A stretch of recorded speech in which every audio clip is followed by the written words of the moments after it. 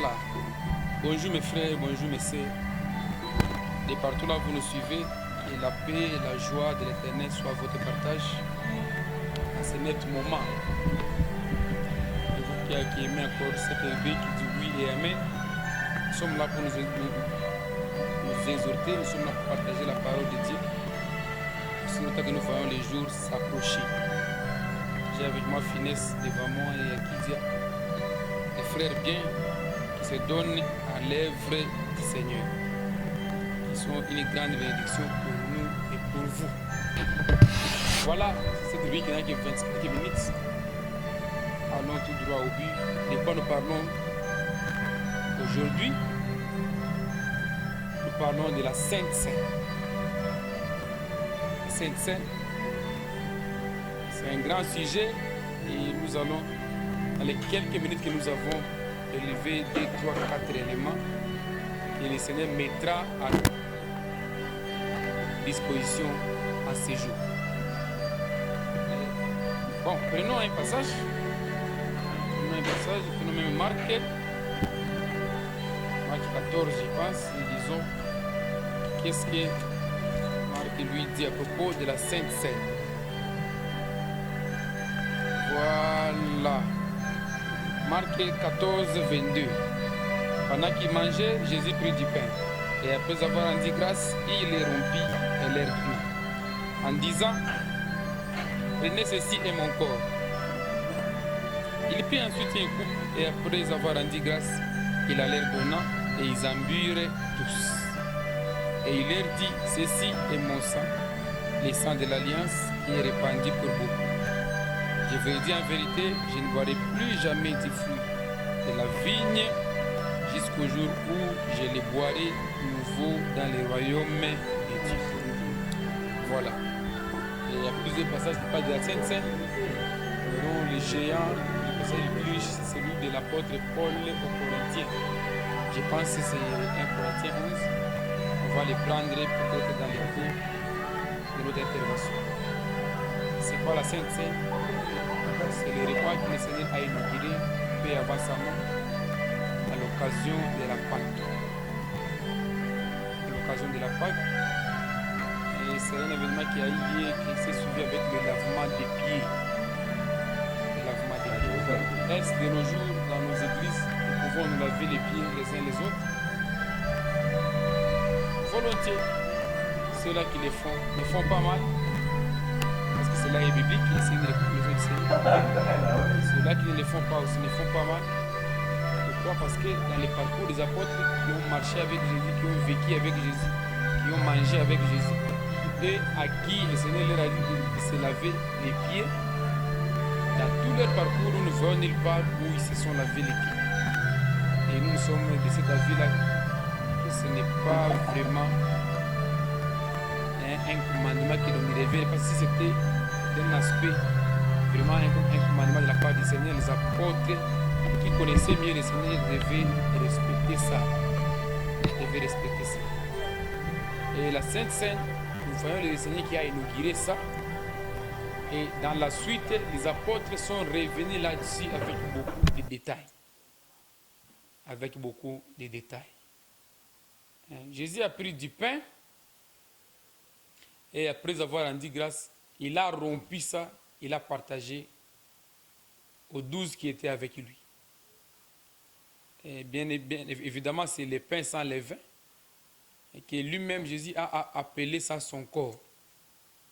Donc, quand c'est encore à la boulangerie, quand on travaille encore ça, c'est le pain. Mais dès qu'on le rend grâce dans la maison des saints, dans la maison de Dieu, dans l'assemblée des saints, il n'est plus pain, il devient le corps de Jésus. Il devient le corps de Jésus. Et nous conseillons que dans l'assemblée des saints, que le pain soit un seul pain. C'est ce qui est écrit dans la Bible, que ce soit un seul pain, et ce pain sans levain. On doit même l'amener dans les cultes, il doit être unique. Quand il vient dans les cultes, on ne doit pas les couper déjà au préalable. Il doit venir en étant unique, le seul pain là. Et quand on les rend grâce, c'est l'homme de Dieu qui célèbre la manifestation. là encore, il y a un problème. L'homme de Dieu doit être vraiment homme de Dieu. Il doit rompre ses pains, et après avoir rompu, les saints peuvent se les partager.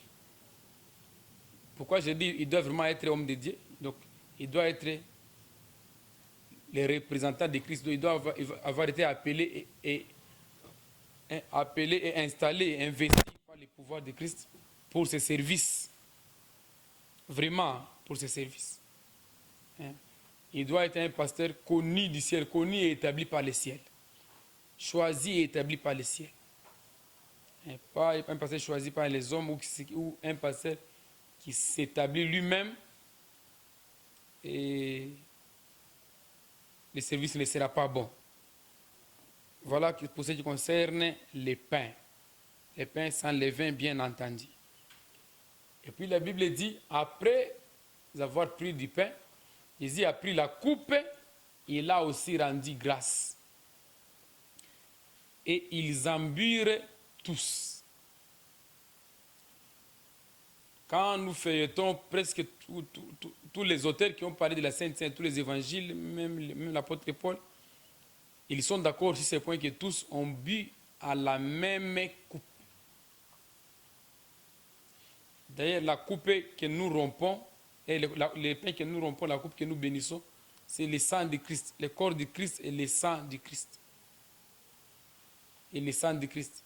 Ça confirme encore ce que le psalmiste dit, que nous sommes des dieux. Parce que les humains ne boivent pas le sang d'un autre humain.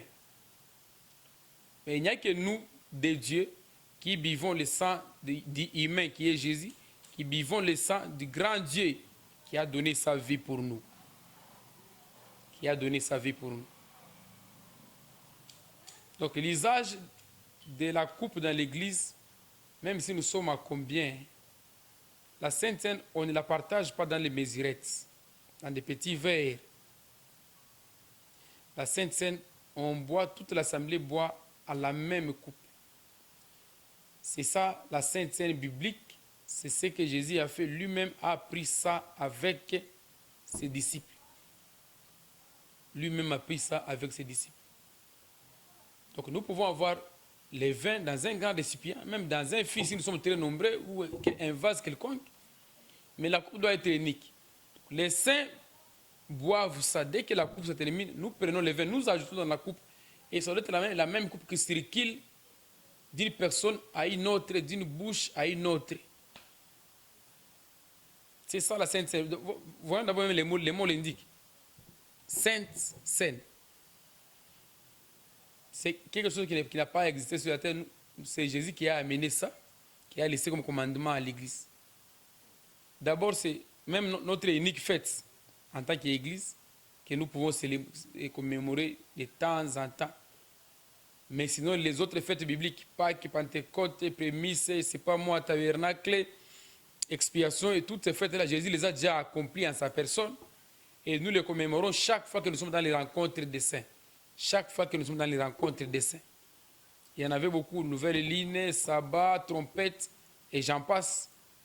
Les lecteurs de la Bible connaissent ça.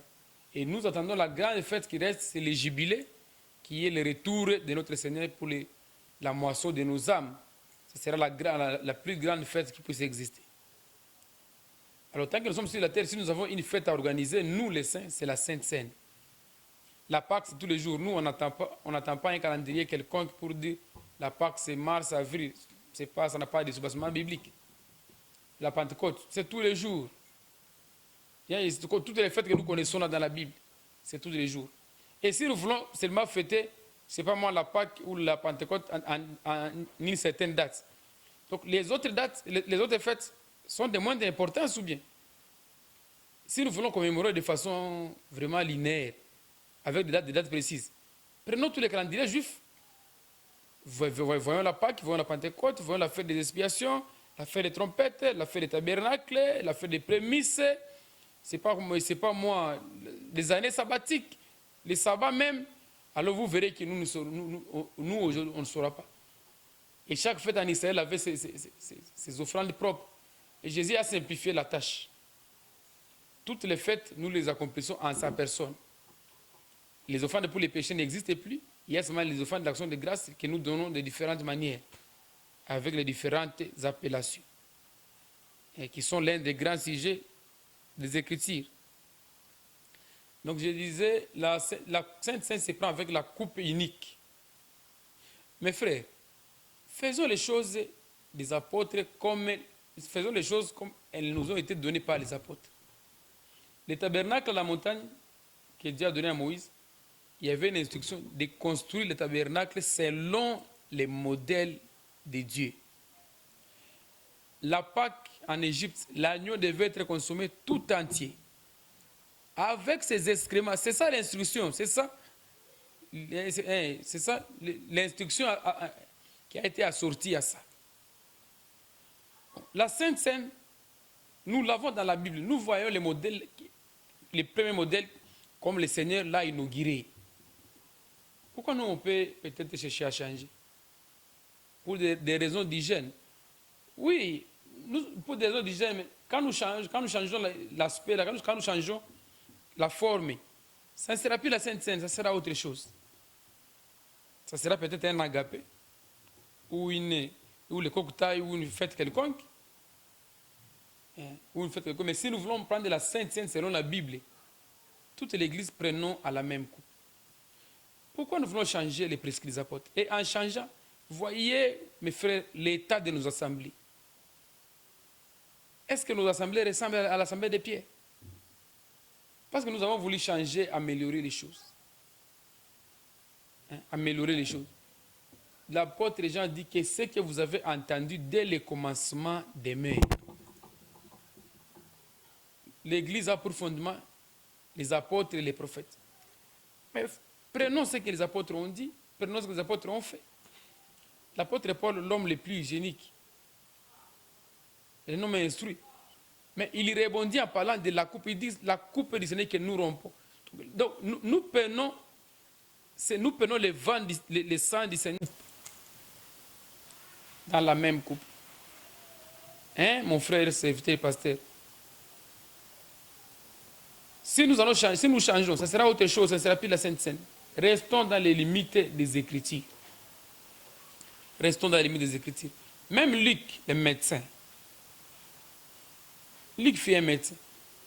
Il a lu ça, il pouvait changer pour des raisons hygiéniques, mais Luc a laissé ça comme ça. Il a laissé ça comme ça. Soyons fidèles dans la transmission du message. Soyons fidèles dans la transmission du message. Maintenant, l'apôtre Paul vient nous parler encore d'autres éléments nécessaires. Peut-être que le Seigneur n'avait pas relevé ou que Pierre n'a pas relevé. Il dit ceci. Quand nous prenons les repas, quand nous prenons le sang, la table du Seigneur, nous ne pouvons pas prendre la table du Seigneur et en même temps consommer la table des démons. La table des démons. Donc nous, ce qui est sacrifié aux idoles, nous ne devons pas toucher à ça. Nous ne devons pas toucher à ça. Maintenant, il relève certains préalables pour celui qui doit consommer les repas du Seigneur, la table du Seigneur. Il dit quoi? C'est lui qui prend les repas du Seigneur sans discerner. Il prend un jugement contre lui-même. Il prend un jugement contre lui-même. Donc la Sainte Seine dans l'Église, c'est un jugement de Dieu au milieu de nous. Au milieu de nous. C'est lui qui la prend dans de bonnes conditions. Il se bénit, il s'attire la bénédiction, il plaît à Dieu, hein. Il garde sa bonne communion avec les maîtres. Et c'est lui qui la prend indignement. La Bible dit clairement qu'il prend un jugement contre lui-même. Ah, mais bien aimé, s'il y a beaucoup de choses. C'est lui qui prend la coupe du Seigneur indignement. Il prend sans discerner. C'est un jugement qu'il prend contre soi-même. C'est un jugement qu'il prend contre soi-même. C'est quoi prendre la coupe du Seigneur indignement? C'est prendre la coupe en ne remplissant pas les critères, en ne remplissant pas les préalables. L'Assemblée de Dieu, c'est l'Assemblée des hommes droits, des hommes intègres. Donc il n'y a que ceux qui appartiennent à Christ qui ressemblent à Christ, qui ont une vie conforme à Christ, qui peuvent prendre ces repas-là, qui est une grande bénédiction. C'est une recommandation du Seigneur à laquelle nous obéissons. Mais prendre ça indignement, mes bien-aimés, c'est beaucoup de peine. Et l'apôtre Paul donne des précisions là-bas, certains détails. Il dit quoi? C'est pourquoi parmi vous, il y a beaucoup de malades. C'est pourquoi parmi vous, il y a beaucoup d'infirmes et qu'un grand nombre même sont morts. Donc, prendre la coupe du Seigneur indignement, ça a beaucoup de conséquences, ça a beaucoup d'inconvénients. Ah, mes bien-aimés, ça a beaucoup d'inconvénients. Ça a beaucoup d'inconvénients. Donc, nous pouvons avoir des malades dans une assemblée. Nous pouvons avoir des infirmes dans une assemblée qui sont là. Ce n'est pas que c'est une affaire de démons. Ce n'est pas qu'ils sont malades d'une maladie naturelle, mais ils sont malades parce qu'ils sont frappés par Dieu. Bon, pour les morts, encore là, c'est désolé parce qu'ils sont déjà partis, ils n'ont plus de possibilités de réparer. Hommes de Dieu, ayons suffisamment le temps d'enseigner l'Église la voix du Seigneur. La voix du Seigneur. La voix du Seigneur. Donc, il y en a qui peuvent manger indignement la table du Seigneur, pas volontairement, mais ils mangent indignement parce qu'ils ne connaissent pas c'est quoi, qu'est-ce que Dieu veut. Et peut-être par imitation, là, sous la chaleur, quelqu'un prend ça. Non, qu'il ne soit pas ainsi, mes bien-aimés. Donc il y a des malades, il y a des infirmes au milieu de nous qui sont malades parce qu'ils ont des dossiers avec Dieu. Et voilà pourquoi Jacques dit dans son intervention, il dit quand quelqu'un est malade, qu'il appelle les anciens, et qu'il aille vers les anciens. Appeler les anciens, ça ne veut pas dire rester chez soi à la maison, appeler les hommes de Dieu. Non, que les malades aillent vers les anciens, à moins que ce soit un cas agonique. Qu'il aille vers les anciens, que les anciens prient pour lui en loignant d'huile. Et le pasteur Jacques relève un élément en disant, s'il a commis des péchés, il lui sera pardonné. Il lui sera pardonné. Mais bien aimé, en Israël, il y avait deux sortes de souillures. Il y avait des souillures volontaires, il y avait des souillures involontaires. Souillure volontaire, c'est quoi par exemple? C'est quand l'homme commet un forfait volontairement. Il a volé les biens d'autrui, il a convoité ce qu'il y a à autrui, il a tué son prochain volontairement. Ça, c'est un meurtre commis avec préméditation. Et ça suit l'homme. Il est condamné et punissable pour ça. Non seulement ça, il y a aussi des souillures involontaires. C'est par exemple être en contact avec un mort. Indépendamment de ma volonté, dès qu'on a connu un mort chez nous, donc le fait qu'on a été éprouvé, qu'on a pleuré, je ne sais pas qui, les proches là, ça nous suit. Et après le deuil, on doit passer à la purification. On doit passer à la purification. Donc ça c'est souillé. L'homme involontairement, mais l'homme est souillé quand même. Quand on est en contact avec un lépreux, indépendamment de sa volonté, ces contacts-là, ça fait que l'homme soit souillé. Même de nos jours, il y a des souillures volontaires, il y a des souillures involontaires. Quand quelqu'un va se prostituer, quand quelqu'un va voler, quand quelqu'un injurie, quand quelqu'un ne donne pas sa dîme, ce sont des souillures volontaires. Donc la personne refuse la loi de l'Éternel qui est connue même par les païens. Maintenant, il y a des souillures involontaires. Donc l'homme ne connaît pas qu'il s'essuie, mais il est en train de s'essuyer. C'est quoi par exemple? C'est par exemple dans une église où on fait des pratiques non conformes à la parole de Dieu, non conformes à la Bible. Ça suit l'homme. Ça suit l'homme. Comme quoi par exemple? Comme la Bible dit par exemple que les femmes se taisent, que les femmes n'enseignent pas dans les assemblées, que les femmes ne prêchent pas. Quand on donne le micro, dans l'assemblée des saints, on donne le micro à une soeur, à une maman, on dit c'est toi, pas le Saint-Esprit, toi qui prêches aujourd'hui. D'abord, ce n'est pas le Saint-Esprit qui a donné cette inspiration. Et quand la sœur là se tient debout, elle est en train de parler, pour enseigner ceci ou cela.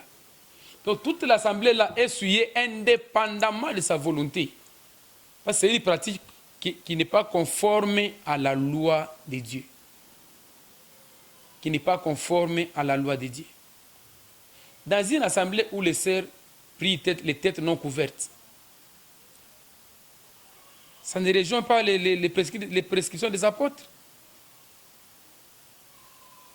Donc, même s'il y en a qui ne sont pas informés là-bas, mais le fait qu'il y en a, celles qui prient, qui viennent à l'encontre des Écritures, parce que l'apôtre Paul dit à cause des anges, le trône de Dieu est là, les anges sont là, que les sœurs aient une marque de l'autorité dont elles dépendent. Donc, dans cette assemblée, les autres sœurs là sont en train d'essuyer, les cultes sont d'essuyer l'assemblée. Mais bien aimé, et quelqu'un peut prendre ces repas dans la Sainte Seine, il y prend un jugement. Donc, au lieu que la personne soit bénie, mais c'est un jugement qu'il prend. Hein, mon frère, toi qui n'écoutes pas ton pasteur, ma soeur, ta dîme, tu ne payes pas. Toi, tu dis que la dîme, je veux donner aux orphelins. Cette compassion-là ne vient pas de Dieu. Le Dieu là, le père des orphelins, c'est lui qui a dit de donner la dîme dans sa maison, pas aux orphelins. Toi, comment tu peux avoir pitié des orphelins plus que Dieu? Alors, il y a beaucoup de maladies. On peut prier là-bas, on chasse l'esprit de maladie, l'esprit de mort, mais les malades sont toujours là, ils ne sont pas guéris. Pourquoi? La Sainte Seine, c'est l'un des piliers majeurs. Donc les hommes sont jugés, les hommes prennent les jugements contre eux-mêmes. Pasteur, prenez beaucoup de temps à enseigner l'Église. Lisons la Bible. Ne prenons pas les choses où on a téléchargé comme un wapi, mafoundi à gauche. Non, lisons les Écritures. Restons dans ce qui est écrit. N'allons pas au-delà de ce qui est écrit. N'allons pas au-delà de ce qui est écrit. Toi, pasteur, peut-être tu n'as même pas de personne. Oui, dis, mais on ne pas que tu souverain au menu. Mais tu sais comment la table est. Tu peux célébrer comment ça? C'est un jugement que tu peux raconter toi-même. C'est un jugement que tu peux raconter toi-même. Oh. Donc l'Église a besoin de beaucoup d'enseignements. Hein? Mieux vaut ne pas prendre ça avec beaucoup de réserve. C'est rassurer si on est en bonne marche avec le Seigneur. Et celui qui ne prend pas aussi, donc il dit que je ne suis pas en bonne temps avec le Seigneur. Et il confirme aussi que même si Jésus vient là, je ne veux pas partir. Il se disqualifie déjà lui-même. Or, pourquoi se disqualifier pendant que le Seigneur vient nous prendre? Donc, nous avons tout intérêt à arranger nos vies, à avoir une vie propre, correcte avec le Seigneur, pour que le jour de son départ, que nous puissions partir. Que nous puissions partir. Ce sont les dieux qui prennent la table du Seigneur. Les enfants, donc les frères de Jésus qui prennent cette table-là. Qui prennent cette table-là. Donc, il y a dans des assemblées où il y a moins d'enseignement, où il n'y a que la prière et la louange, on n'a même pas vraiment. On ne peut même pas célébrer la Sainte Seine là-bas. Parce que les hommes connaissent seulement la prière, seulement les liens et les cantiques. D'abord, les cantiques, entre parenthèses, qui ne sont même pas spirituels. On peut célébrer comment la Sainte Seine dans ces cadres-là. Oh, mes bien-aimés. Hein, ma soeur, je ne sais pas, peut-être tu souffres là, mon frère, tu souffres. Peut-être ça, c'est la cause de ta maladie. Il y a beaucoup de malades, il y a beaucoup d'infirmes. Dans une assemblée où on enseigne la vérité, où on enseigne beaucoup, on ne peut pas y avoir beaucoup de malades, on ne peut pas y avoir beaucoup d'infirmes. Quand il y a beaucoup de malades dans une assemblée, c'est une anomalie. Dans l'église primitive, il n'y avait pas assez de malades. On ne parle même pas de malades là-bas. Hein? On ne parle même pas de malades. Donc, ce sont des cas rares. Avoir des cas où c'est la moitié de l'assemblée. Des malades, quand on appelle les malades, c'est presque la moitié qui s'avance. C'est une anomalie. L'église, c'est l'assemblée des serviteurs de Dieu. Il y a les évangélistes, il y a des protocoles, il y en a qui font l'entretien de la maison de Dieu. Mais là, s'ils sont malades, les hommes connaîtront comment la volonté de, les hommes connaîtront comment la volonté de Dieu. Qui va entretenir la maison de Dieu si tout le monde est malade? Donc beaucoup de maladies, ce sont des dossiers avec Dieu, avec le Seigneur. Et c'est la colère de Dieu qui se manifeste là-bas. Voilà un peu en quelques mots ce qu'on pouvait prendre pour la Sainte Seine. Et faisons ça avec un seul pain, avec une seule coupe. Et l'homme qui célèbre la Sainte Seine là, il doit être vraiment celui qui remplit les critères d'être homme. Il doit être un homme que le ciel approuve. Il doit être un homme choisi et établi par Dieu. Par Dieu. C'est un jugement pour celui qui l'apprend indignement. Pour celui qui l'apprend indignement. C'est mieux le vin. Vous avez nous parler du vin, je ne sais pas vous donner exactement quel vin. Mais si les miels, c'est de faire avec les vins de la vigne, donc les produits de la vigne. C'est parce que c'est ce que Jésus a fait avec ça. Hein, c'est plus facile, c'est plus simple. Mais, pas forcément, vous pouvez trouver un autre vin, je ne suis pas contre, mais que ce soit les vins. Que ce soit les vins. Avec ou sans alcool, mais que ce soit les vins. Hein, pas les jus, pas de l'eau sucrée. Hein, pas de l'eau sucrée, pas de jus, mais que ce soit les vins. C'est les vins quand on achète ça ou quand on prend ça, c'est pas dans les supermarchés. Mais dans la maison de Dieu, ça devient le sang de Jésus, le sang de l'agneau. Voilà en quelques mots ce qu'on pouvait prendre sur la Sainte Seine. C'est un sujet vaste. Si Dieu le permet, prochainement, on pourra encore en parler. Que la paix, la joie, la grâce sur votre partage. Jésus revient bientôt. Et préparons-nous pour ne pas rater sa venue. Merci, bye et à la prochaine.